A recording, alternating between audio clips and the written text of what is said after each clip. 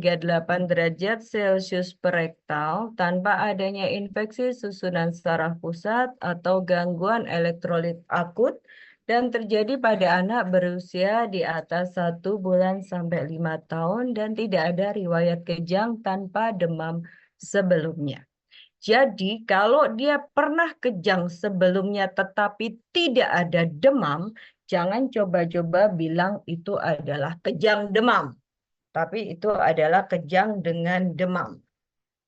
Dan beda sekali etiologi serta patofisiologinya. Dan kalau memang dia ada gangguan pada elektrolitnya, kemudian kejang atau ada gangguan pada glukosanya, ya berarti dia bukan kejang demam. Ya, dia kejang tanpa demam yang harus segera dilihat apa etiologinya.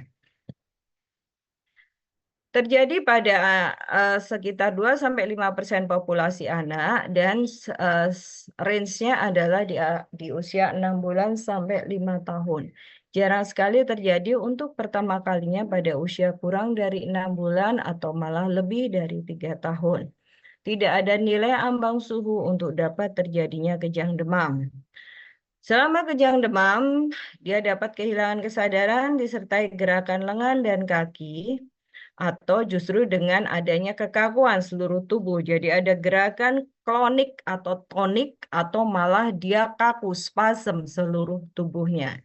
Dan yang pasti dia tidak sadar. Kalau dia masih sadar berarti bukan kejang.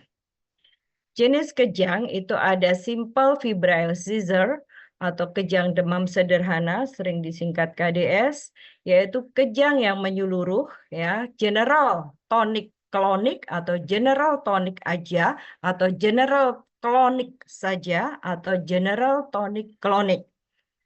Berlangsung kurang dari 15 menit dan tidak berulang dalam 24 jam.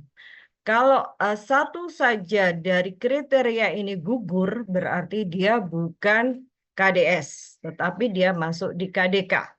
KDK adalah kompleks febrile seizure atau kompleks partial seizure atau kejang demam kompleks atau disingkat KDK. Kejangnya vokal, jadi tidak general, tetapi hanya vokal, kadang hanya tangan saja atau kaki saja atau separuh kaki kanan dan tangan kanan atau separuh tangan kiri dan kaki kiri. Pokoknya dia hanya bersifat vokal. Berlangsung lebih dari 15 menit, bisa berulang dalam 24 jam. Di antara dua bangkitan kejang biasanya anak sadar. Jadi bisa 5 menit dia kejang, kemudian dia sadar 3 jam, kemudian dia kejang lagi 5 menit, itu sudah masuk KDK. Yang penting dia berulang dalam 24 jam. Satu saja kriteria KDK ada, berarti dia sudah bukan KDS lagi. Patofisiologinya, adanya metabolisme glukosa, jadi kita semua memerlukan glukosa, ya, baik secara ekstern maupun intern. Jadi kita ada yang membuat glukosa sendiri dari dalam tubuh dan bisa juga dari makanan atau minuman yang kita makan. Kemudian dia akan diubah menjadi energi, fungsinya adalah untuk mempertahankan beda potensial sel, di mana natrium harusnya di luar sel dan kalium ada di dalam sel. Ya, akan menyebabkan potensial membran sehingga Anda bisa bergerak, bisa menjadi energi. Nah, tetapi karena adanya perubahan konsentrasi ion di ruang ekstraseluler atau rangsangan yang mendadak, misalnya ada demam, terkena sengatan listrik, ataupun secara kimiawi yang menyebabkan adanya perubahan potensial membran, maka akan terjadi beda potensial yang mendadak, ya, yang akut, yang mendadak, sehingga menyebabkan muatan listriknya terlepas, sehingga kacau, membran selnya menjadi kacau, natrium kaliumnya menjadi kacau, dan akhirnya menjadi kejang pada anak tersebut. Juga kenaikan suhu yang lebih dari 1 derajat Celcius, normalnya berapa? Suhu yang normal berapa? Anda nggak akan ngerti patofisiologinya, Anda nggak akan ngerti patologisnya kalau Anda nggak ngerti fisiologisnya. Sekarang fisiologisnya berapa? Atau normal suhu tubuh pada anak berapa? Kisarannya berapa? 36,5 sampai 37,5 dokter. 36,5 sampai 37,5. Oke, alhamdulillah ada yang tahu. Itu adalah suhu tubuh yang normal pada bayi dan anak. Dewasa pun harusnya juga sama segitu. Dan kalau ada kenaikan suhu tubuh 1 derajat Celcius saja, jadi kalau normal sampai 37,5, dia akan menjadi 38,5 ke atas, maka akan terjadi peningkatan metabolisme basal sekitar 10 sampai 15 derajat dan kebutuhan O2 meningkat sampai 20%. Sehingga kalau ada yang kejang, demam, jadi demamnya tinggi, biasanya 39 ke atas, langsung berikan oksigen dulu karena kebutuhan oksigennya dia meningkat. Kalau tidak, nanti dia akan menjadi apnu atau distress respirasi. Ya, terjadi perubahan keseimbangan pada membran sel neuron yang tadi ya, terjadi kacau pada ion kalium dan natrium, akhirnya lepas muatan listrik dan akhirnya terjadi kejang. Ini adalah patofisiologi kalau dia terjadi kejang karena demam. Sama, hampir sama dengan yang tadi ya. Pemeriksaan penunjang bisa dilakukan darah lengkap, GDA, elektrolit, maupun kultur darah. Tergantung usia apakah perlu dilakukan lumbal puncture atau tidak. Karena lumbal puncture itu tidak mudah melakukannya. Dia harus ada melakukannya di antara L3, L4, atau L4, L5. Kalau dewasa gampang. Jadi pada ibu hamil yang mau melahirkan secara seksual itu juga dilakukan lumbal, bukan lumbal fungsi ya, pemberian anestesi melalui lumbal. Gampang karena semua tulang belakangnya, diskasnya itu sangat lebar, jadi mudah sekali. Tapi pada bayi dan anak-anak itu diskasnya itu sangat sempit. Kalau Anda tidak pas, maka akan mengenai saraf yang ada di situ. Karena sarafnya sangat banyak, persarafan di situ, maka dia akan menjadi lumpuh, akan menjadi cacat. Sehingga tidak mudah melakukan ini, Anda harus beneran profesional. Dan LP ini sudah kompetensi 4 untuk dokter umum. Sehingga Anda harus bisa melakukan. EEG tidak direkomendasikan dilakukan foto X-ray atau MRI kalau memang ada indikasi.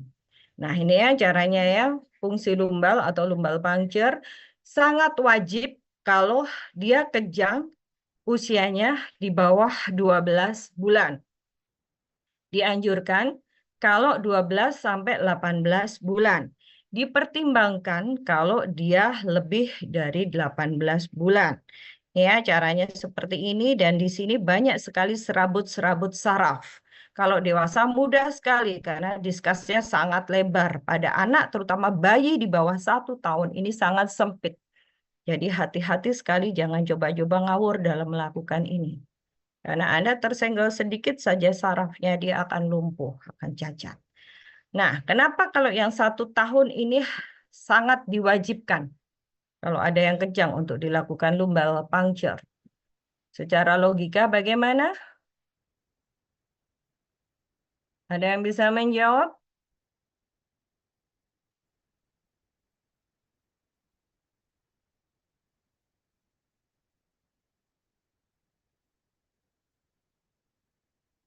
Ada yang bisa menjawab kenapa 1 tahun harus atau wajib?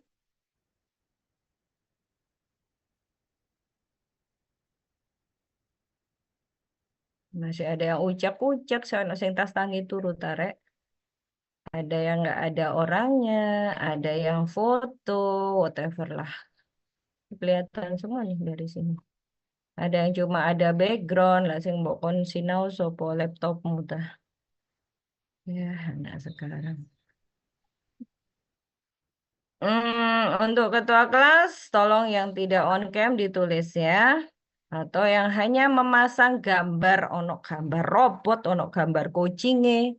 Ya Allah, cicutmu ya opo sih? Nyawa menang dosen kayak gitu. Saya foto nanti saya tambahkan ke dokter. Apa?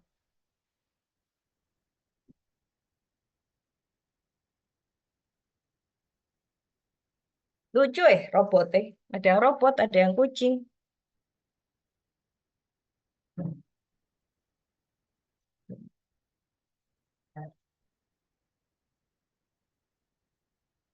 Ya, tadi ya.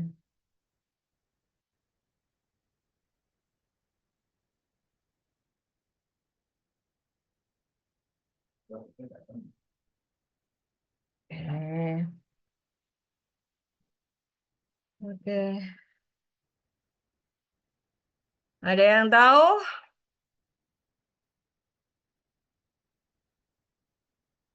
Ya, tambah mumet Dokter Alfa. Ada yang tahu? Nggak ada yang tahu. Kalau kita ada suspek masalah di otak, yang harus kita lakukan apa? Misalnya ada meningitis, meningitis, atau ensefalitis, itu pemeriksaan apa yang harus dilakukan?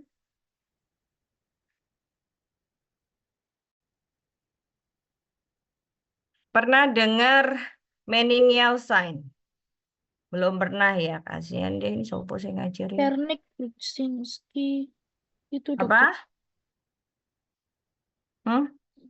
Wernick, kaku kuduk dan Nah Brudzinski. iya, kita kalau suspek apa namanya adanya dibalas sama dokter apa?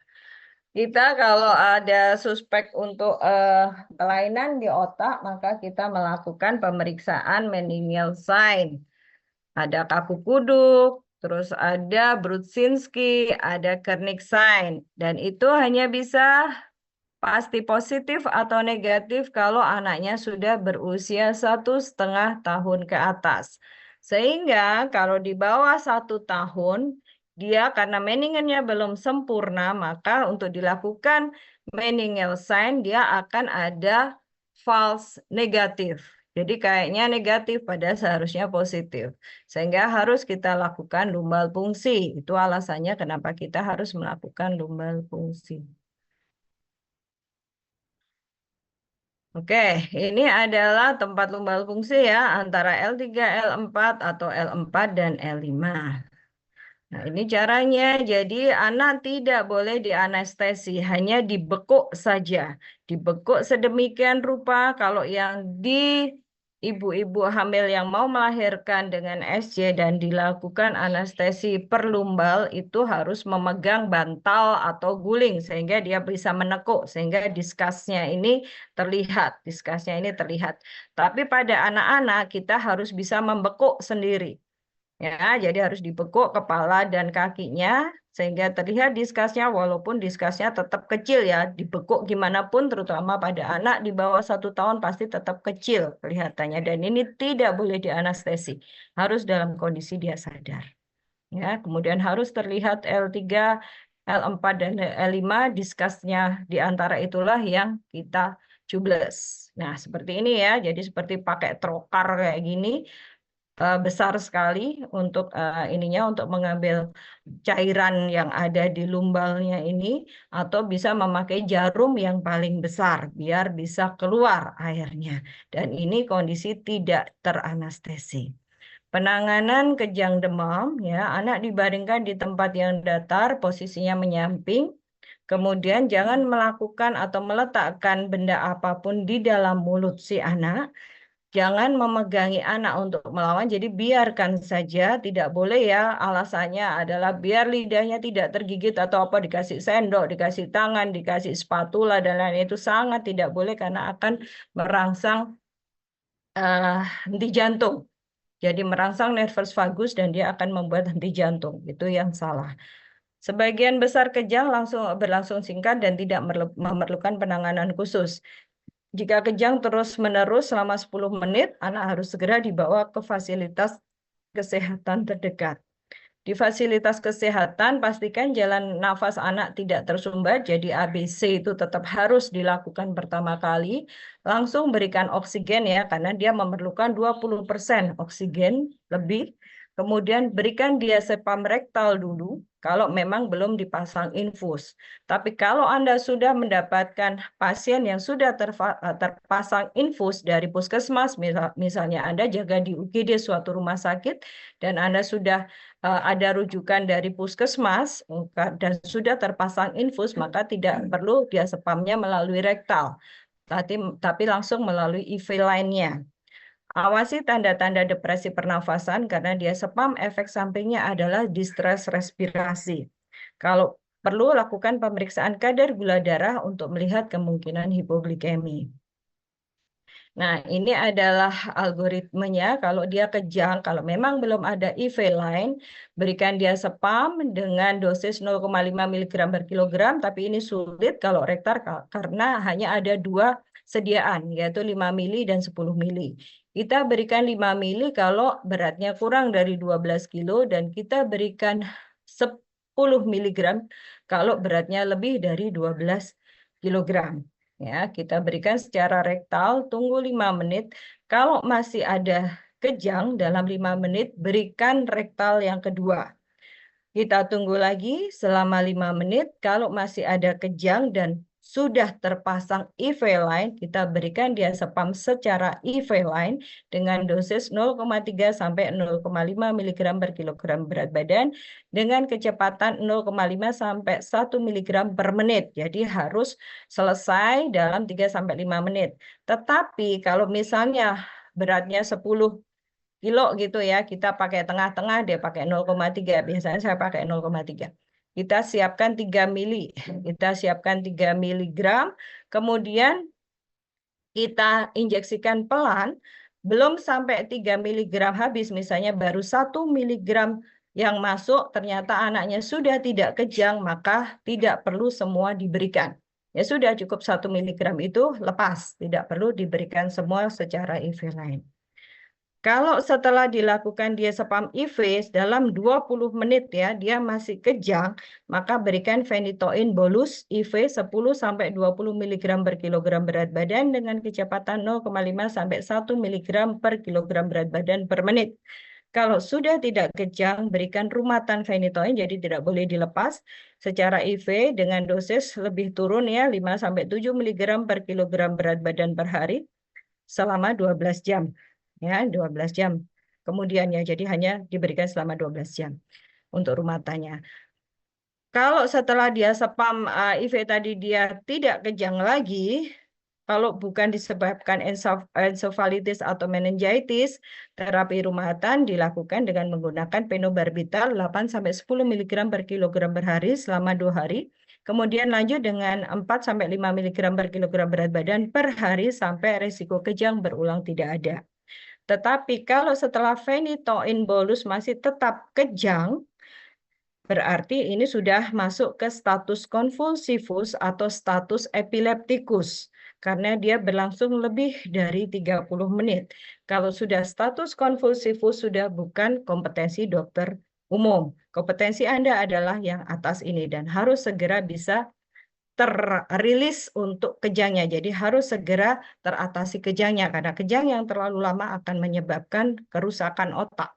Kerusakan otak pada anak bersifat irreversible, tidak akan bisa diperbaiki lagi. Jadi kalau ada kejang, whatever causes, Anda yang harus segera Anda tangani adalah kejangnya. Ini kalau memang sudah status konvulsivus harus ke PICU ya. Pediatric Intensive Care Unit. Kita bisa berikan phenobarbital berkelanjutan atau yang paling tinggi kita bisa berikan midazolam. Tapi ini sudah spesialistik ya. Tugas Anda adalah yang ke atas, phenytoin ke atas. Terapi demam bisa diberikan paracetamol dengan dosis 10 sampai 15 mg per kilogram per kali diberikan setiap 4 sampai 6 jam atau ibuprofen dengan dosis 5 sampai 10 mg per kilogram berat badan per kali 3 sampai 4 kali sehari. Berikan antikonvulsan juga secara intermiten, tapi ada syaratnya. Yang dimaksud dengan obat antikonvulsan intermiten adalah obat antikonvulsan yang diberikan hanya pada saat demam tinggi. Ya. Profilaksis intermiten itu diberikan pada kejang demam dengan salah satu faktor risiko di bawah ini, adanya kelainan neurologis yang berat, misalnya cerebral palsy, berulang 4 kali atau lebih dalam 1 tahun, dan usianya kurang dari 6 bulan dia sudah ada kejang. Kalau kejang terjadi pada suhu tubuh kurang dari 39 derajat Celcius, apabila ada episode kejang demam sebelumnya, yaitu tubuhnya meningkat dengan cepat. Jadi maksudnya, sebelumnya pernah kejang demam, tetapi dalam temperatur yang tidak tinggi. Ya, 38 dia udah mulai kejang, langsung dia naik ke 39. Itu juga harus dilakukan pengobatan profilaksis intermittent. Profilaksis intermittennya apa aja? Yaitu bisa diberikan diazepam oral dengan dosis 0,3 mg per kilogram berat badan per kali. Bisa juga dengan diazepam rektal 0,5 mg per kilogram berat badan per kali. Atau kita pakai yang standar aja. Kalau kurang dari 12 kilo pakai yang 5 mili. Kalau lebih dari 12 kilo pakai yang 10 mili. Ya. Maksimum diazepam adalah 7,5 mg per kali pemberian. Efek sampingnya hati-hati bisa terjadi ataksia, irritable, dan sedasi. Bisa juga diberikan terapi jangka panjang ya, atau rumatan. Kalau kejangnya lama, lebih dari 15 menit, jadi KDK itu wajib diberikan terapi rumatan. Adanya kelainan neurologis yang nyata, adanya kejang vokal, ya, ada kejang berulang 2 kali dalam 24 jam, kejang demamnya berulang kurang dari 12 bulan, dan kejang demamnya terjadi 4 kali per tahun. Terapi jangka panjangnya juga bisa diberikan fenobarbital 3-4 mg per kilogram per hari, 1-2 dosis. Ini hati-hati efek sampingnya adalah mengantuk. Biasanya tidak kita berikan pada anak sekolah, karena pasti di sekolah dia akan mengantuk. Jadi yang biasa kita berikan atau yang umum kita berikan adalah asam valproat dengan dosis 15-40 mg per kilogram berat badan per hari. Ya, hati-hati kalau kurang dari 2 tahun bisa menyebabkan gangguan fungsi hati. Dan ini harus diberikan selama 1 tahun bebas kejang ya. Jadi 1 tahun bebas kejang, bukan hanya diberikan 1 tahun. Jadi kalau 1 tahun itu mau diberikan, tapi 3 bulan setelah diberikan dia kejang lagi, berarti harus dihitung lagi dosis ditinggikan, dihitung mulai pemberian yang setelah kejang. Jadi 3 bulan dia kejang dengan dosis, biasanya kita berikan dosis 15 mg per kilogram berat badan dulu. Ternyata dia 3 bulan pemberian dia kejang, berarti harus kita naikkan jadi 20 mg per kilogram berat badan dan harus diberikan selama 1 tahun lagi. Ya, tidak ada tapering off, dilakukan pada anak saat tidak demam. Indikasi rawat inap yaitu KDK, ada hiperpireksia, usia kurang dari 6 bulan, kejang demam yang pertama, dan adanya kelainan neurologis. Risiko berulangnya kejang adalah kalau usianya kurang 12 bulan saat kejang pertama, terus adanya riwayat kejang demam atau epilepsi dalam keluarga, suhu tubuh saat kejang kurang dari 39 derajat Celcius, lamanya demam saat awitan kejang. Jadi semakin cepat demam, semakin cepat dia kejang, maka resiko berulangnya kejang akan semakin besar. Jadi misalnya dia baru demam 1 jam, kemudian dia kejang, itu akan lebih berulang kejangnya lebih besar dibanding dia sudah demam 1 hari, baru dia kejang. Kemudian kejang pertama adalah kompleks febrile seizure. Jadi KDK itu kemungkinan untuk berulang kejang juga besar. Faktor risiko terjadinya epilepsi, adanya gangguan neurodevelopmental, kejang demam kompleks, riwayat epilepsi dalam keluarga, lamanya demam saat awitan kejang, lebih dari 1 kali KDK, kejang demam sederhana yang berulang 4 episode atau lebih dalam 1 tahun. Masing-masing faktor risiko akan meningkatkan kemungkinan kejadian epilepsi sampai 4-6% kombinasi dari faktor risiko tersebut akan meningkatkan kemungkinan epilepsi menjadi hampir 50%. Jadi kalau hanya 1 saja faktor risikonya kemungkinannya kurang dari 10%, tapi kalau kombinasi dari faktor risiko ini bisa sampai 50%. Kemungkinan menjadi epilepsi tidak dapat dicegah dengan pemberian obat rumatan pada saat kejang demam. Jadi kalaupun Anda sudah memberikan rumatan 1 tahun, tetapi dia ada faktor risiko ini, kemungkinan untuk epilepsi masih tetap bisa terjadi. Kejang demam plus adalah kejang yang terjadi pada anak di atas usia 6 tahun. Terjadi di sekitar 2-10% anak yang mengalami kejang demam. dapat mengalami kejang demam berulang saat usia di atas 6 tahun. Jadi harusnya kalau kejang demam biasa itu terjadi di bawah usia 6 tahun. Tapi ada sebagian kecil anak yang mengalami kejang demam pertama di atas usia 6 tahun. Asal tidak ada faktor intrakranial, masih bisa tetap kita diagnosis sebagai kejang demam, bukan kejang tanpa demam. Kalau kejang tanpa demam itu adalah proses intrakranial, tapi kalau ini kejang demam bukan proses intrakranial karena dia murni karena karena demam. Cuma harus kita lihat demamnya ini penyebabnya apa? Apakah diare, dehidrasi, atau ISPA atau apapun tapi yang bukan mengarah ke intrakranial.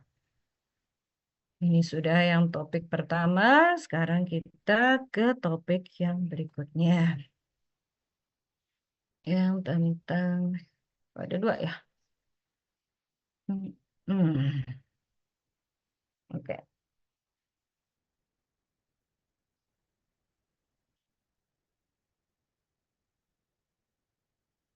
Ini kenal apa sih? Oke. Kejang pada neonatus, kalau tadi kejang pada anak ya, di atas 28 hari, sekarang adalah kejang pada neonatus yang berarti di bawah 28 hari. Kejang pada neonatus meliputi 0,5% dari semua neonatus, baik cukup bulan maupun kurang bulan. Kejadiannya lebih tinggi pada bayi kurang bulan, yaitu 4%, pada bayi dengan usia kehamilan kurang dari 30 minggu. Kejang pada bayi baru lahir sering tidak dikenali karena bentuknya berbeda dengan kejang pada anak atau dewasa. Hal ini disebabkan karena ketidakmatangan organisasi korteks pada bayi yang baru lahir ya. Jadi kejang pada bayi yang baru lahir ini beda sekali, hampir tidak kelihatan. Ya, jadi tidak seperti anak atau remaja atau dewasa ada tonik klonik, tapi pada neonatus hampir tidak kelihatan ya. Jadi tidak ada kejang tonik-klonik kalau pada neonatus. Nanti kita lihat. Etiologinya kejang itu bisa karena komplikasi pada perinatal, pasca asfiksia, yaitu bisa juga terjadi hipoksi iskemik ensefalopati. Biasanya kejang timbul pada 24 jam pertama setelah lahir. Trauma pada kepala, panggul sempit, persalinan presbo itu presentasi bokong, dan FE itu vakum ekstraksi. Perdarahan intrakranial bisa terjadi di epidural, subdural, subarachnoid, intraventrikuler, dan pasca hipoksia pada saat dia lahir ya. Jadi dia hipoksik atau distres, kemudian dia akan bisa terjadi perdarahan intrakranial karena terjadi hipoperfusi pada otak ya. Kekurangan oksigen pada otak, dan seperti ini bersifat irreversibel. Kalau sudah rusak ya sudah, dia nggak akan bisa kembali. Kelainan metabolik misalnya hipoglikemia, di mana kadar gula darahnya kurang dari 45 mg per desiliter. Gejalanya bisa letargis, apnea, sianosis, refleks hisap lemah, kejang, biasanya terjadi pada bayi kurang bulan dan bayi BMK KMK. Apa itu BMK KMK? Semester 3 sudah toh? Blok tumbang sudah? Besar masa kehamilan. KMK? KMK itu Tadi besar, kalau K apa? masa kehamilan mungkin, dokter. Kecil masa kehamilan. Jadi BMK besar masa kehamilan dan kecil masa kehamilan dilihat dari umur kehamilannya. Ya. Terus kemudian ada hipokalsemia, di mana kadar kalsium darah kurang dari 7 mg per desiliter atau kurang dari 2,2 milimol per liter. Terjadi pada bayi yang KMK atau ibu dengan paratiroid. Kemudian ada hiponatremi atau hipernatremia ya. Ini kadarnya ada hiperbilirubinemia dan bisa malah terjadi konikterik. Ini yang bahaya sekali, bisa merusak otak. Karena bilirubinnya sampai naik ke otak karena kadarnya terlalu tinggi. Kekurangan vitamin B6 dan ada infeksi yaitu tetanus neonatorum. Kemudian ada meningitis ya, ada meningitis yang disebabkan karena virus atau bakteri atau parasit whatever causes, tapi kalau dia sudah menyerang otak dan pada neonatus biasanya sudah tidak akan bisa membaik ya, biasanya dia akan terjadi cerebral palsy. Kelainan bawaan kayak anencefali, hidrosefalus, meningoencephalocal, ini juga hati-hati bisa menyebabkan kejang. Ada penyebab yang tidak diketahui bahkan sampai 25%. Yang pasti begitu kejang, siapapun itu harus Anda hentikan segera kejangnya. Penilaian yang harus dilakukan, anamnesis ya, dari keluarga, riwayat kehamilan, riwayat persalinan, dan lain-lain. Riwayat kehamilan bisa dibaca sendiri ya, apa aja. Riwayat persalinan juga seperti tadi bisa dibaca sendiri. Riwayat kelahiran juga ini sudah tertera di situ. Pemeriksaan fisiknya kita lihat dari kesadaran normal, apatis, somnolen, sopor, koma. Suhu tubuhnya kita lihat apakah normal, ada hipertermi atau malah hipotermi. Tanda-tanda infeksi lainnya dilihat ada apa, ada kemerahan di mana, ada perdarahan di mana. Kemudian penilaian kejang dan bentuk kejangnya. 4 jenis kejang yang sering ditemui, kejang tonik, klonik, neoklonik, dan subtle. Nah, ini yang sering pada neonatus adalah kejang subtle yang tidak terlihat ya samar. Jadi mungkin hanya anaknya hanya mengedip-ngedipkan mata, tapi seperti pandangan kosong tidak sadar, itu pun sudah kejang kalau pada neonatus. Atau satu tangannya dia bergerak-gerak sendiri, dan anaknya seperti apatis, itu juga sudah kejang. Atau kakinya, salah satu kaki, karena pada neonatus itu pasti geraknya adalah simetris, bukan asimetris. Kakinya tiba-tiba bergerak sendiri, kadang-kadang seperti mengayuh sepeda satu kaki, itu sudah kejang. Jadi kejangnya sangat samar atau kejang subtle. Kejang subtle ini tidak terlihat ya, menggambarkan perubahan tingkah laku. Bentuk kejangnya seperti otot muka ya, mulut, lidah, seperti menyeringai tiba-tiba.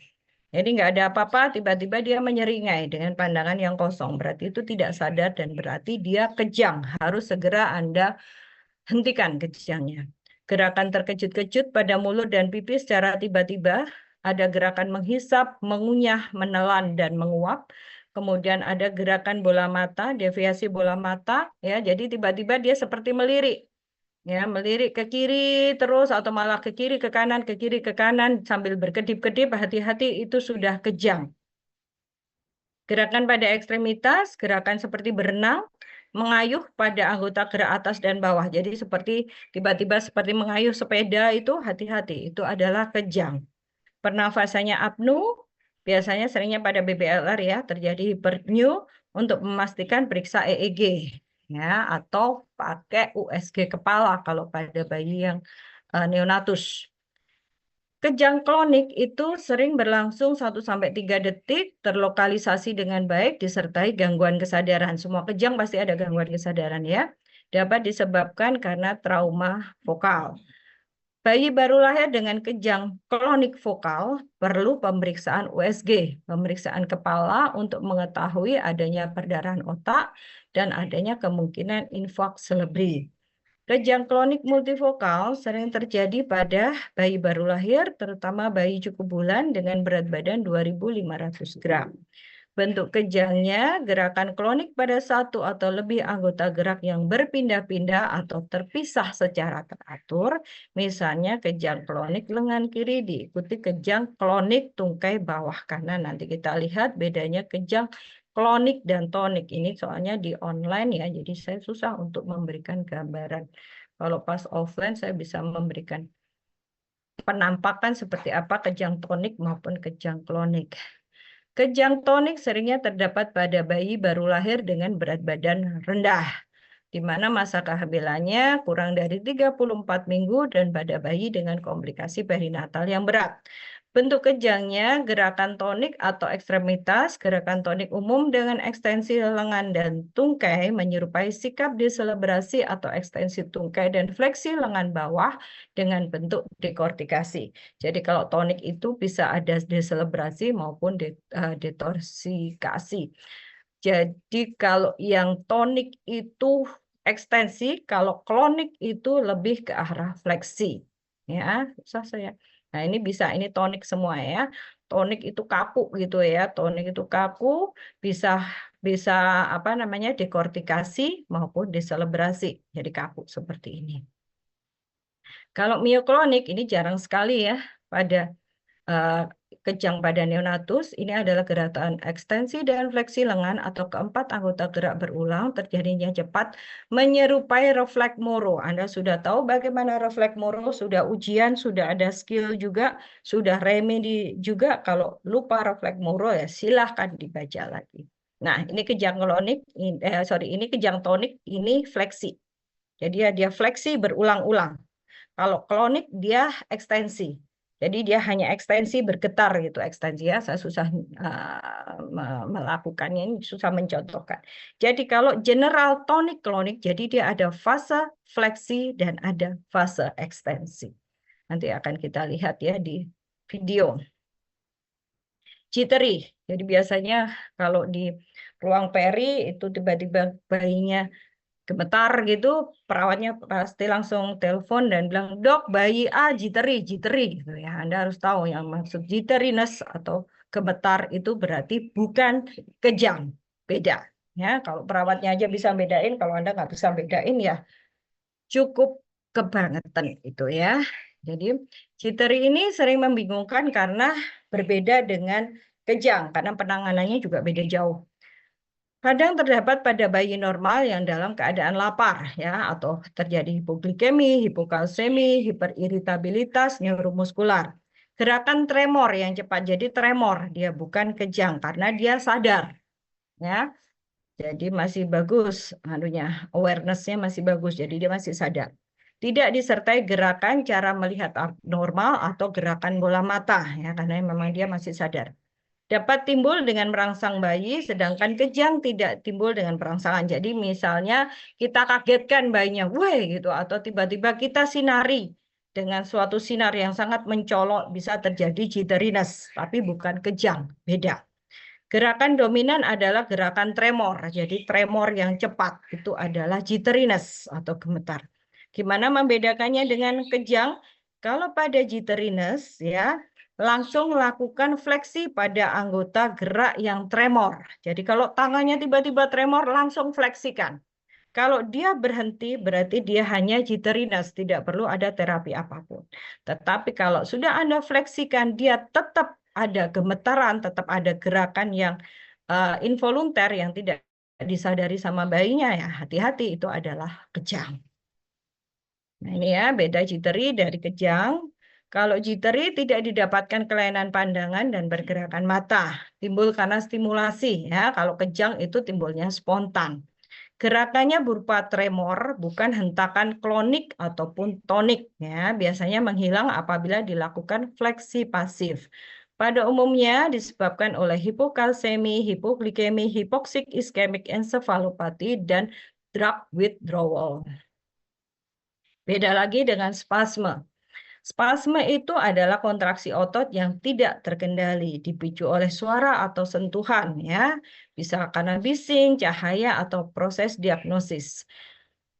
Bayinya tetap sadar, tapi dia menangis kesakitan. Jadi ada trismus, rahang kaku, mulut tidak dapat dibuka, gerakan tangan seperti meninju dan mengepal. Biasanya seringnya adalah infeksi tali pusat.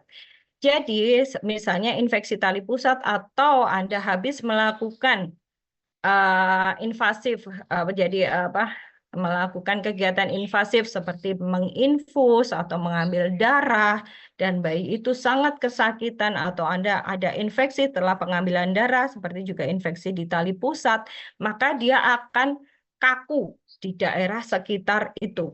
Ya, sehingga akan menyebabkan kesakitan yang amat sangat pada bayi tersebut sehingga biasanya bayi akan nangis keras sekali ya, tapi dia sadar. Beda dengan yang tadi jittery. Jittery biasanya dia tidak menangis karena dia tremor ya, dia gemetaran. Tapi ini dia akan nangis sejadi-jadinya dan tampak sangat kesakitan seperti itu ya karena ada spasme pada daerah yang sekitar di situ yang mengalami infeksi. Apnu pada Berat badan lahir yang rendah pada bayi dengan berat badan yang rendah terjadi karena pernafasan yang tidak teratur, diselingi henti nafas 3-6 detik, kadang diikuti dengan hiperapnu 10-15 detik. Jadi pada bayi prematur, perawat udah pada ngerti itu. Dok apnu, dah berarti dia sempat henti nafas sekitar 5 detikan gitu ya. Dok apnu, ya udah tapi dia akan diam aja karena dia akan melihat apakah habis itu ada hiperapnu sekitar 15 detik. Jadi dia henti nafas 5 detik, kemudian diikuti nafas yang cepat itu selama 15 detik. Udah, berarti nggak ada masalah. Ya. Itu namanya periodik apnu pada bayi baru lahir yang dengan berat badan rendah atau yang prematur, itu sering terjadi. Berhentinya pernafasan tidak disertai perubahan denyut jantung, tekanan darah, suhu badan, dan warna kulit. Bentuk pernafasan disebut pernafasan periodik, disebabkan belum sempurnanya pusat pernafasan di batang otak, ya, seringnya pada BBLR. Ya, ini yang disebut periodik apnu. Serangan apnu tiba-tiba disertai kesadaran menurun pada BBLR, dicurigai adanya perdarahan intrakranial. Kalau apnunya tiba-tiba dan sering, ya, tidak disertai dengan hiperapnu, berarti dia hati-hati bukan periodik apnu, tapi dia adalah distres respirasi atau adanya serangan apnu. Seringnya ada masalah di intrakranial. Perlu segera pemeriksaan USG kepala. Pemeriksaan diagnostik yang perlu dilakukan adalah pemeriksaan gula darah, elektrolit darah, AGD, darah tepi, lumbal fungsi, EKG, EEG, biarkan darah, titer, untuk toksoplasma dan lain-lain, dan yang utama adalah USG kepala. Penanganan kejang pada bayi baru lahir yang neonatus, hati-hati sangat berbeda dengan bayi yang di atas 1 bulan ataupun pada bayi yang usia 1 tahun ya. Bayi diletakkan pada tempat hangat, pastikan bayi tidak kedinginan, pertahankan suhunya 36,5 sampai 37. Jalan nafas dibersihkan dengan tindakan penghisapan lendir seputar hidung, mulut, dan nasofaring. Terapi kejangnya. Pada bayi apnu, pertolongan agar bayi bernafas lagi dengan alat back to mouth face mask, oksigen 2 liter. Lakukan pemberian infus, nilai kondisi bayi tiap 15 menit. Kalau kejang teratasi, berikan cairan infus dextro 10% dengan tetesan 60 cc per kilogram per hari. Cari faktor penyebab ya, bisa dibaca sendiri dan ini yang utama. Terapi kejang pada neonatus, kalau anak tadi pemberiannya pakai apa pertama kali? Diazepam, dokter. Diazepam. Pada neonatus tidak boleh diberikan diazepam karena pasti akan langsung terjadi distres respirasi. Bentar, saya ada.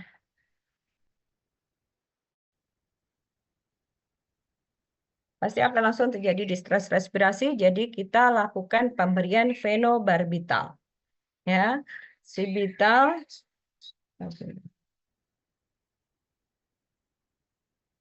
Civital ya, fenobarbital IV ini hanya satu sediaannya namanya Civital. 20 mg per kilogram berat badan, kemudian kita tunggu selama 10 sampai 15 menit ya, bukan detik ya, menit. Kemudian kalau masih kejang berikan fenobarbital yang kedua, dosisnya diturunkan separuhnya 10 mg per kilogram berat badan. Kemudian tunggu 30 menit. Kalau masih berikan fenobarbital IV yang ketiga dengan dosis 10 mg. Kalau masih tetap kejang baru berikan phenytoin 20 mg per kilogram berat badan IV dilarutkan dalam cairan NS ya atau cairan fisiologis. Kalau masih kejang ini harus sudah masuk ke NICU, Neonatus Intensive Care Unit. Ini sudah spesialistik. Kalau phenytoin ke atas ini adalah tugas Anda. Ini kompetensinya masih 4. Kita bisa berikan lorazepam, midazolam, pyridoxine karena ini berarti harus benar-benar kita lumpuhkan ya. Jadi ya, bayinya pasti dilumpuhkan. Biasanya sudah kita berikan secara intubasi juga. Nah, ini cuma mengingatkan yang tadi bahwa kalau anak tadi yang kita berikan adalah diazepam. Tetapi kalau neonatus yang kita berikan adalah Civital atau fenobarbital. Oke, ini tadi ya. Oke, terus saya akan tunjukkan satu video. Ada nggak di sini? Nggak ada. Oh ini. Ini adalah tipe kejang. Nggak bisa lihat di sini. Ini tipe kejangnya apa?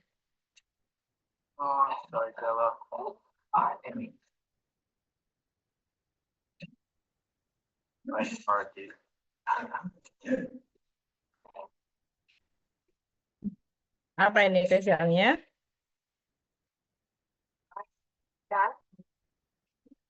Orangnya sebentar, makanya kalau kejang harus ditungguin, dia harus di tempat yang datar. Apa tadi kejangnya? Ada yang tahu?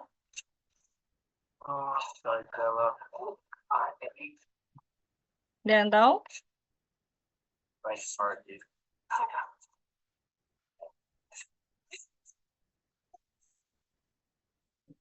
Ada yang tahu tipe kejangnya apa ini? Izin menjawab dokter, mungkin sepertinya kejang tonik. Sepertinya apa? Oh, hilang. Sepertinya kejang tonik dokter. Bentar, ini tak hilangin dulu. Apa tadi kejangnya?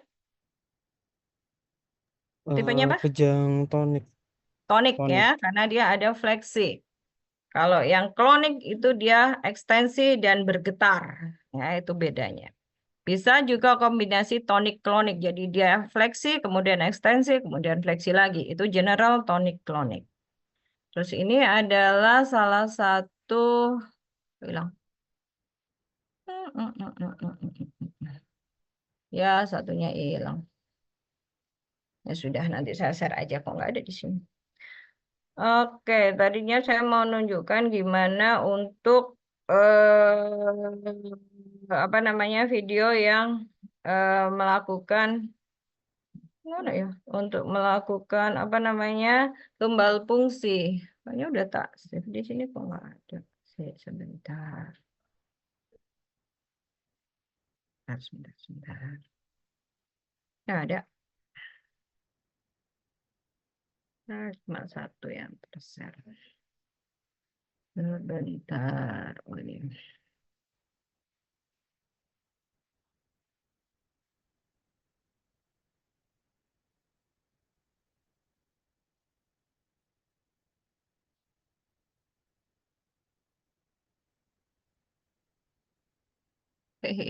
Welcome back. I am Dr. Manish. The video which I am going to show you is lumbar puncture procedure in pediatric patient. Kelihatan ya. Exam Oke. in assessing experience assess position with a Nah, neck ini ya, and ini neck posisi flex bayinya.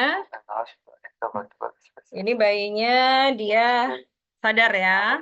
Kemudian kita lakukan desinfeksi. Terus kemudian dengan jarum yang paling besar kita lakukan penusukan secara gentle ya. Ini dengan pelan-pelan.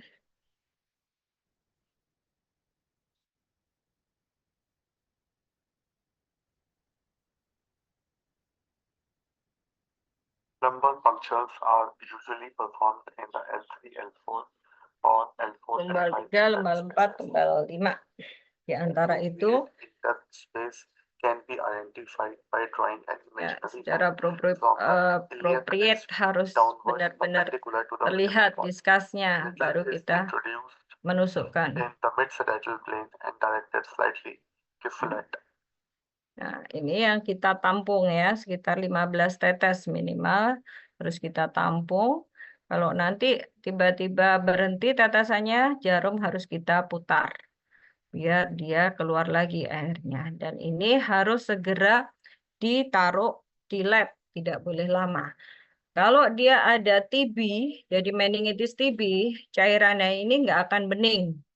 Dia akan berwarna orange. Ya, jadi ini diputer, dia akan berwarna orange dan mudah membeku. Udah kelihatan itu pasti meningitis TB. Kalau bening gini biasanya virus penyebabnya ya. Kalau keruh biasanya karena bakterial. Nah, kemudian kita kasih Hansaplast. Oke, saya kira itu. Oke, ada yang mau ditanyakan? Dokter izin bertanya. Ada yang mau ditanyakan? Izin bertanya dokter. Ya, suaranya kok alun mentodon. Oke. Tadi kan dokter sempat menyinggung kalau semisal untuk anak di bawah 1 tahun itu kan harus lumbar fungsi dokter untuk tahu apakah dia meningitis atau tidak. Nah, lalu tadi dokter juga bilang kalau semisal untuk anak-anak itu tidak boleh dilakukan anestesi itu kenapa dokter? Kan takutnya nanti maksudnya anaknya kayak menangis atau bagaimana? Terima kasih. Sebentar saya jawab konsulan. Masih mengajar. Kenapa kalau tidak di anestesi kenapa? Kan biasanya kalau anak kecil itu takutnya nanti nangis atau rewel gitu dokter kalau misal Nah, dilakukan ya lumbal pasti fungsi. nangis. Ya itu Pasti kenapa menangis. tidak di anestesi? Karena kalau di anestesi maka nanti dia apa namanya itu zat anestesinya entah itu ether ataupun whatever cairan yang dipakai untuk membuat dia menjadi terbius itu akan memasuki ke intrakranial dan akan mempengaruhi proses dari cairan lumbalnya. Jadi memang sebaiknya tidak dilakukan anestesi. Makanya kita harus benar-benar yang udah profesional. Saya dulu setiap hari 5-6 kali itu melakukan lumbal fungsi pada saat masih PPDS. Dan memang yang menjadi penentu keberhasilan itu adalah yang membekuk. Jadi kepala dan kakinya biasanya saya minta yang bekuk, nggak mau saya kok cewek. Biasanya saya minta yang cowok. Jadi perawat-perawat OK biasanya saya panggil yang cowok karena biasanya perawat OK besar-besar gitu ya, dia bisa menekuk bayi itu dengan bagus. Ya, jadi sampai kelihatan diskasnya karena memang tidak boleh dianestesi. Bukan berarti nanti jadi neurogenic shock, enggak, karena makanya kita harus melakukan secara properly ya, secara gentle, cepat dan benar. Ya, karena biar tidak ada zat aktif lain, zat aktif dari anestesi yang akan mempengaruhi hasil dari cairan lumbalnya tadi yang harus kita periksa. Karena nanti akan mempengaruhi terapi. Ya. Jadi benar-benar harus yang membekuk pinter. Jangan sampai saya pernah satu kali biasanya dia geronjal-geronjal masihan sebelum saya lakukan lumbal fungsi, tapi ini kok diem aja. Diem aja enak bayinya umur berapa itu yang dulu tuh 5 atau 6 bulan ya 5-6 bulanan lah, diem aja. Jadi sampai saya mulai menusuk sampai selesai mengambil cairannya di lumbalnya itu dia hanya diem aja, nggak ada gerakan sama sekali. Ternyata apa, begitu selesai anaknya biru, ternyata hidungnya tuh nempel di badannya yang membekuk, jadi dia nggak bernafas. Heboh waktu itu, oksigen terus apa begging lah, wah pokoknya heboh sekali. Untungnya ibunya kan nggak ada ya, pokoknya pada saat melakukan tindakan seperti itu ibunya pasti kita suruh keluar. Ya untungnya nggak terlalu sebentar. Aduh baterai kuntek.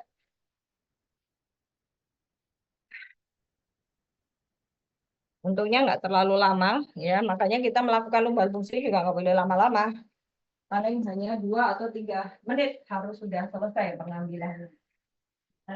Biasanya kita 2 menit, biasanya kita sama teman saya cepet-cepetan. Jadi yang paling cepat itu yang paling the best gitu ya. Yang paling cepat tapi benar itu yang the best. Jadi pada saat itu kita lihat, loh ternyata biru. Untungnya paling dia hanya henti nafas sekitar 2 menitan ya. Jadi nggak terlalu lama. Setelah kita lakukan bagging dan oksigen, dia kembali menangis keras dan bagus pernafasannya. Sudah alhamdulillah. Tapi hati-hati kalau Anda mau membekuk, pastikan bahwa hidungnya tidak menempel pada badan yang membekuk sehingga dia tidak bernafas. Itu. Jelas untuk Daniela? Jelas dokter, terima kasih. Oke. Ada lagi yang mau menanyakan?